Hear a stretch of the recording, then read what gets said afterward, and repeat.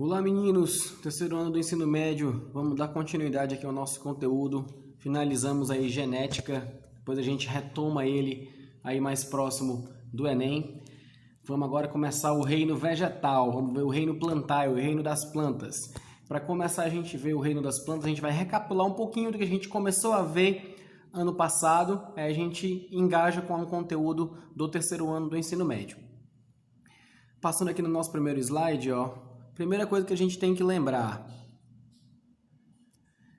como as plantas evoluíram, de que as plantas vieram? As plantas vieram das algas protistas, das algas verdes protistas. Se você olhar aqui o mapa, ó, nós temos a seguinte equação. Ó. Lá na época do Paleozoico, a gente teve as algas verdes que deram origem às primeiras, lembrando que a alga verde só vive em água, que deram origem às primeiras plantas, o primeiro grupo de plantas que começou a tentar sair da água para o meio terrestre, que vieram as briófitas. Passaram milhares e milhares de anos, vieram as pteridófitas, milhares e milhares de anos, gimnospermas e assim as angiospermas. Legal observar que cada grupo dessas plantas, que são 4, gimnospermas, angiospermas, pteridófitas e briófitas, eles possuem características especiais que determinam cada grupo de planta desse como especial. A gente vai ver ao longo da aula. Primeiro aqui, ó, como classificar as plantas. A planta pode ser classificada em 2 tipos. Elas podem ser vasculares e avasculares, ou seja, possuem vasos condutores de seiva e não possuem vasos condutores de seiva. Nós temos a seguinte característica: planta que é vascular, que possui vaso, é gimnosperma, angiosperma. Pteridófita tem pseudovasos, é o começo da criação dos vasos condutores de seiva. E planta sem vaso condutor de seiva é a planta mais simples, na escala evolutiva, são as briófitas. A gente viu isso ano passado, ó. Vou ler aqui para vocês, bem fácil, ó. O que é uma briófita? São musgos e hepáticas, são plantas pequenas que vivem em locais úmidos e sombreados. Não apresentam vasos condutores, nem flores, nem frutos. São as plantas mais simples que existem. Ó. Pteridófitas são plantas vasculares, entre aspas. Isso é muito importante que você coloque e ressalve. Eles não possuem vasos condutores propriamente dito. O que eles possuem são pseudovasos condutores. O que são pseudovasos condutores? São vasos condutores em processo de formação, de evolução. Eu só vou ter um vaso condutor propriamente dito quando eu chego nas gimnospermas e angiospermas. Quando eu chego lá, então, professor, quais são esses vasos condutores? Eu fiquei na dúvida. Nós temos 2 tipos de vasos condutores. Nós temos o xilema e nós temos o floema. O que é o xilema? Xilema é aquele vaso condutor que está mais no centro do caule da planta. Ele é que é responsável por conduzir os sais minerais e a água, que são chamadas de seiva bruta. E nós temos o floema, que ele está na região mais periférica do caule, mais próximo da casca. Esses vasos são menores, são de menor calibre, e eles têm a função de trazer de cima para baixo o que é produzido lá na folha. O que é produzido na folha? É o açúcar, é a glicose. A glicose é produzida lá na folha, que vai ser metabolizada pelas células de toda a planta. A gente chama isso de seiva elaborada. É açúcar, tá? É açúcar e energia, ATP, molécula energética. Isso é o que vem nas seivas elaboradas. Vamos começar aqui a estudar as primeiras plantas. Briófita. Briófita, a gente já viu, planta de pequeno porte, minúscula, poucos centímetros. Por que são plantas porque elas são caracterizadas por transporte por difusão. Professor, não entendi. Simples, acabamos de falar. Elas não têm vasos condutores de seiva, ou seja, o transporte de nutrientes de uma célula para outra, ele é feito de maneira escassa. Ou seja, ele tem que ser feito de célula para célula. Cada célula pega a sua parte de nutrientes e passa para a célula seguinte. Isso torna lento e ineficaz o processo de distribuição, por isso a planta não consegue crescer. Então são consideradas plantas de pequeno porte, extremamente pequeno porte. O principal exemplo que nós temos das briófitas são os musgos. Outra questão importante. Na briófita, nós não temos ainda o que nós chamamos de raiz, caule, folha e fruto. Não. Nas briófitas, nós temos o começo dessa estrutura sendo formada. Nós temos um pseudo-caule, uma pseudo-raiz e uma pseudo-folha. Não são estruturas propriamente formadas, são estruturas que têm a função de ser algo semelhante a isso. É outro motivo pelo qual as plantas são consideradas de pequeno porte, porque elas não têm os aparadores de nutrientes totalmente formados, tá? Que ele chamou aqui, ó. São os rizoides, os filóides. Rizoide, filóide. Rizoide é o projeto da raiz. Filóide é o projeto da folha. Agora aqui é importante, ó. Reprodução das briófitas. Tem uma coisa que você tem que entender. Toda planta, seja ela briófita, pteridófita, gimnosperma e angiosperma, ela possui 2 ciclos. Um ciclo misto. Ela forma gametas, assim como o reino animal, mas ela também forma esporos. Porém, qual é a comparação? No reino animal, nós temos a formação do gameta através de uma meiose, metade do material genético. Lá na planta, não. A meiose vai dar origem ao esporo. É o esporo que vai se germinar e dar origem a uma parte da planta que a gente chama de gametófito, que vai formar o gameta, mas o gameta vai ser formado por diferenciação celular, por mitose, e não por meiose. Ou seja, a meiose ela é sempre espórica, formadora de esporos. Não pode esquecer essa questão certa de vestibular.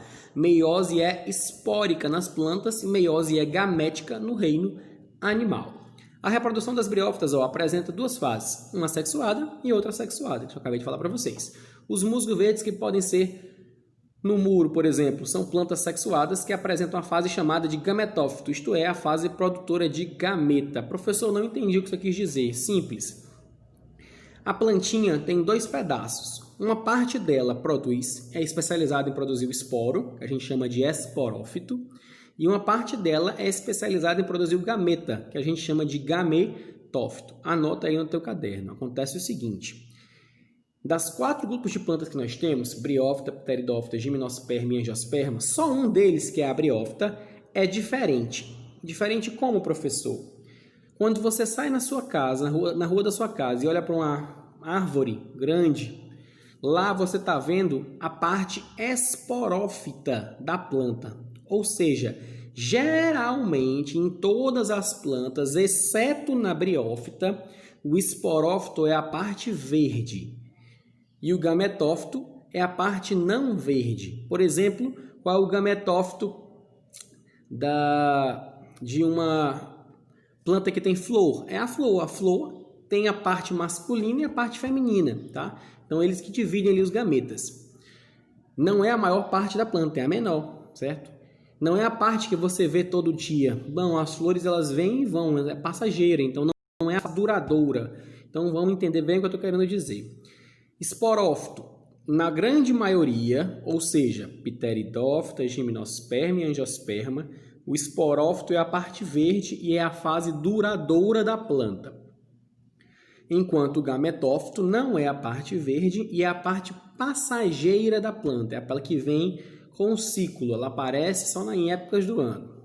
Captaram? Briófita, pteridófita, gimnosperma e angiosperma. Na briófita é o contrário. Quem é a parte verde é o gametófito e quem é a parte não verde e sazonal é o esporófito. É o único que é o contrário, ó. Tem que ficar esperto com isso. Briófito, então, nós temos o esporófito sazonal e o gametófito duradouro. Lembrando, o esporófito produz esporo, o gametófito produz gameta. Continuando aqui para vocês acompanharem. Ó. O gametófito masculino produz gametas móveis com flagelos, chamados de anterozoides, que vem de espermatozoide, é a mesma coisa. Já o feminino produz os gametas imóveis, que ficam parados, chamados de oosfera. O que acontece? No momento da liberação dos espermatozoides, eles caem no meio líquido e vão nadando até chegar à região feminina, que é a oosfera, e fecundam para nascer uma nova plantinha. O que acontece? Nesse momento, nós temos a necessidade de que haja um meio de condução do anterozoide, que é o espermatozoide da planta, até a oosfera, que é o óvulo da planta. O que vai acontecer então? É necessário que seja um meio líquido. E daí vem mais uma coisa que vocês precisam anotar. Planta que necessita desse meio líquido como forma de ponte entre o gameta masculino e o gameta feminino, a gente chama de plantas que necessitam da água para a reprodução. São chamadas de criptógamas. Vou repetir. Criptógama é uma planta que necessita da água para a reprodução. Como assim, professor? Porque é dentro da água que o espermatozoidezinho, chamado de anterozoide, vai nadar até encontrar o óvulo da planta, que é chamado de oosfera. Isso acontece em duas classes, tanto na briófita quanto na pteridófita. As duas são plantas criptógamas, ou seja, precisam da água para a reprodução. Elas conseguem se afastar da água, mas mesmo assim não podem viver longe o suficiente de uma grande quantidade de água. Por quê? Porque precisam dela para se reproduzir. Não é para se alimentar, é para se reproduzir.